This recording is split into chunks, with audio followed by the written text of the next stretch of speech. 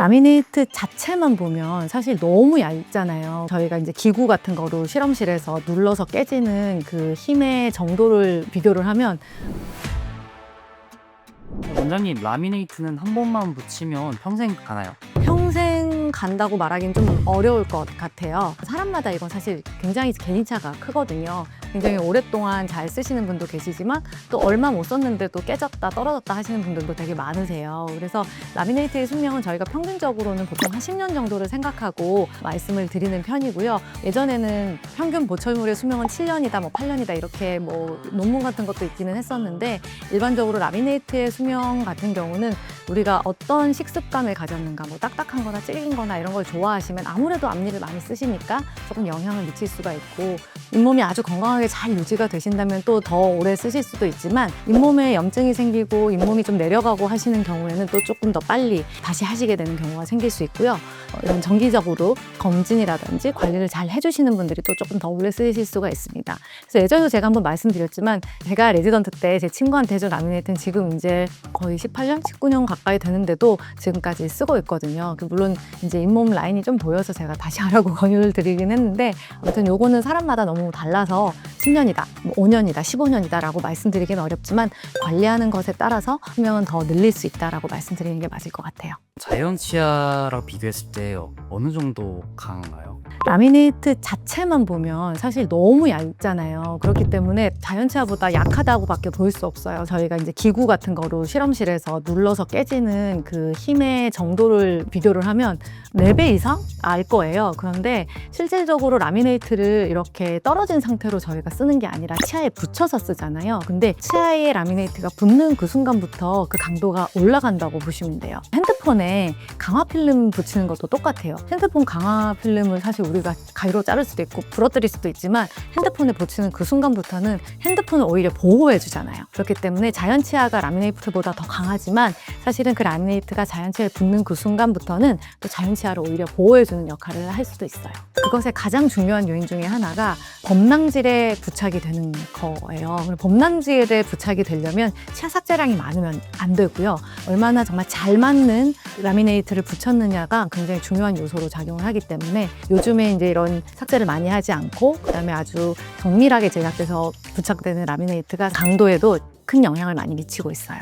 그러면 라미네이트도 자연 치아처럼 뭐 착색되거나 변색되거나도 하나요? 그렇죠. 아무래도 라미네이트가 그 자연 치아 위에 붙이는 거기 때문에 두께가 너무 얇거든요. 그래서 자연 치아의 색상이 우러져 나오게 됩니다. 그렇기 때문에 자연 치아가 변색이나 착색이 되는 것처럼 라미네이트도 색깔이 조금은 변할 수 있어요. 근데 라미네이트 자체가 색깔이 변하진 않아요. 왜냐면 그건 도자기이기 때문에 착색이 일어날 수는 있지만 아예 변색이 되지는 않거든요. 슬프게도 라미네이트는 색깔이 변하지 않는 만큼 또 내가 미백을 시킬 수도 없어요. 저희가 라미네이트를 만들 때 요즘 뭐 채소 삭제해서 정말 얇게 만든다고 광고를 저희가 많이 하잖아요.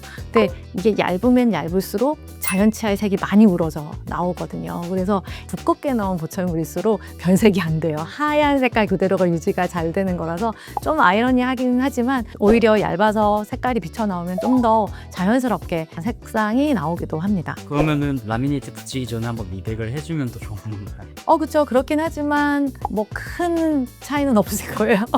네, 근데 아무래도 좀 밝아져 있는 상태에서 붙이면 훨씬 그래도 낫죠. 왜냐면은 자연 치아는 그냥 계속해서 조금씩 색깔이 조금 더 어두워져 가거든요. 그래서 보통의 경우 40대 이후 50대 분들이 이 치아 변색에 고민이 더 많으신 이유가 자연스러운 노화 현상 중에 하나예요. 원장님, 그럼 라미네이트가 깨지면 어떻게 수리받나요? 아까 제가 말씀드릴 때 자연 치아에 아주 적합도가 좋은 라미네이트를 붙이면 강도가 굉장히 올라간다고 했잖아요. 근데 왜 깨지나?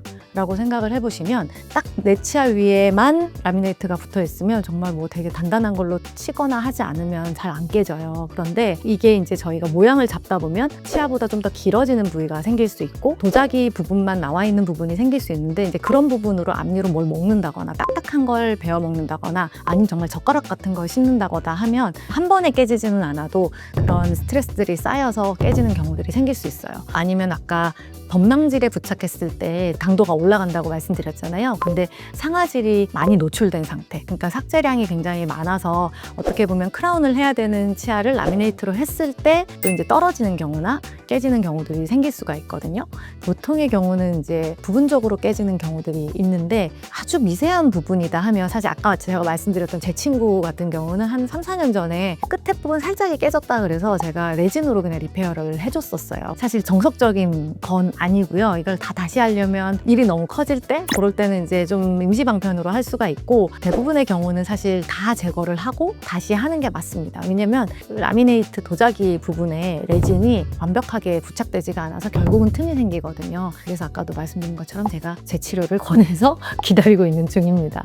일단 일반적으로는 저희 병원 같은 경우는 재치료라고 해서 비용을 더 받지는 않아요. 그런데 수리를 하던 재치료를 하시던 처음 시술이랑은 사실 비용이 더 싸지는 않죠. 당연히 같을 수밖에 없는데, 요즘 네일샵 가면 네일 제거하는 비용 따라 받더라고요. 뭐 그럴 수는 있겠지만 보통의 경우는 그냥 처음 시술 하시는 거랑 거의 비슷하다고 생각하시면 될 것 같아요. 저도 앞니로 그냥 다 먹어요. 갈비도 뜯어먹고 아몬드 이런 거를 이렇게 아득아득 깨먹는 걸 좋아해서 사실 환자분들한테 제가 먹지 말라고 말씀을 드리지만 저도 다 먹거든요. 근데 먹을 수 있지만 우리가 뭐든 스트레스를 많이 주면 확률이라는 게 있잖아요. 그래서 내가 진짜 이거 너무 좀 오래 잘 쓰고 싶다 하시면 앞니로 뭔가를 드시는 걸 좀 조심해 주신다거나, 그리고 정기적으로 치과에 내원하셔서 체크해 주시고 하는 게 가장 사실 중요하고, 그리고 또 한 가지는 양치질, 양치 습관이 굉장히 중요합니다. 특히나 요즘 라미네이트 같은 경우는 잇몸이나 이런 부분들을 많이 보기 좋게 만드느라고 공간을 닫는 경우가 많기 때문에 치실을 꼭 반드시 저는 쓰거든요. 이건 일반적인 보철물도 똑같아요. 라미네이트뿐만 아니라 잇몸과 보철물 사이를 이렇게 진동을 주면서 잘 깨끗하게 닦아주시는 게 가장 중요합니다.